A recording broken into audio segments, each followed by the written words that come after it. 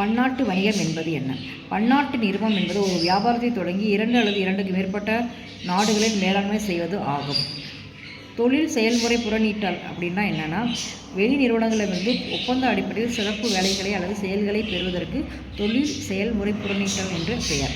வியாபாரத்தின் பொருள் தருதல், லாபம் ஈட்டும் நோக்கில் பொருட்களையும் சேவைகளையும் வாங்கி விற்பது மற்றும் பரிமாற்றம் செய்வது வியாபாரம் என்று அழைக்கப்படுகிறது.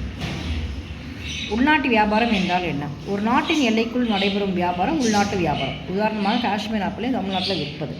இறக்குமதி என்பது என்ன? உள்நாட்டு தேவைக்காக வெளிநாட்டிலிருந்து பொருட்களை வாங்குவதும் இறக்குமதி வியாபாரம் என்று அழைக்கிறது. எடுத்துக்காட்டாக பெட்ரோலிய பொருட்களை இறக்குமதி செய்தல். மறு ஏற்றுமதி என்றால் என்ன? மறு ஏற்றுமதி என்பது மறு ஏற்றுமதி செய்யும் நோக்கத்துடன் ஒரு நாட்டில் இருந்து பொருட்களை இறக்குமதி செய்து அதை வேறு நாடுகளுக்கு ஏற்றுமதி செய்வதாகும் மறு ஏற்றுமதி. எடுத்துக்காட்டாக தென்னாப்பிரிக்காவிலிருந்து வைரங்களை இறக்குமதி செய்து அவரை பட்டை தீட்டி மீண்டும் ஆம்ஸ்டாம் நகருக்கு அனுப்புது. அதாவது இன்னொரு ஆட்டிலிருந்து வாங்கி நம்ம மறுபடியும் ஏற்றுமதி செய்தால் மறு ஏற்றுமதி. இடைநிலை என்பவர் யார்? உற்பத்தியாளரிடமிருந்து இறுதிநிலை நுகர்வோரிடமிருந்து சென்றடையும் வரையில் பொருட்கள் மற்றும் சேவைகளின் பரிமாற்றத்தில் ஈடுபட்டுள்ள அனைவருமே இடைத்தரகர்கள். அதாவது உற்பத்தி பண்ணுறவங்கள்ட்ட நுகர்வோர் வரைக்கும் இடையில யார் யார் இருக்காங்களோ அவங்க எல்லாருமே இடைத்தரகர்கள் சொல்கிறாங்க.